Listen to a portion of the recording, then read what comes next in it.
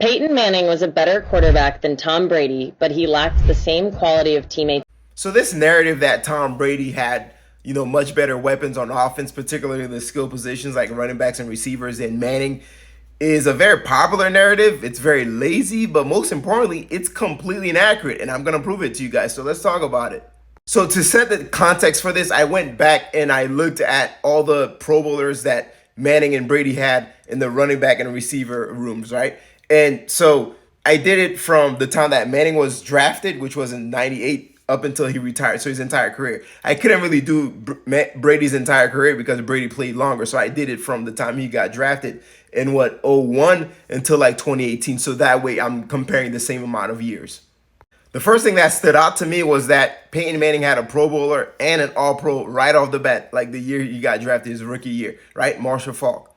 Also, Peyton Manning had a Pro Bowler, running back, or receiver for every single year that he played in the NFL except his final year.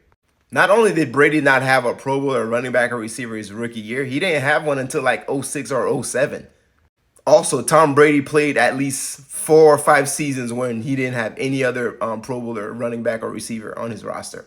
But back to the matter of heart, right, which is the amount of Pro Bowler, running backs, and receivers that these guys had. Manning in his entire career had 28, and a lot of them were all pros as well. Brady in that exact same time range had half of that, 14. That's it.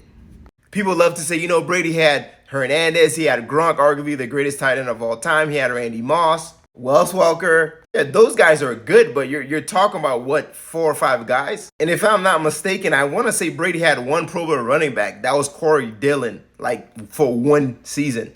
Manning had Marshall Faulk for one season, right? He leaves. They draft Adrian James, and he's a Pro Bowler, all-pro player his rookie season.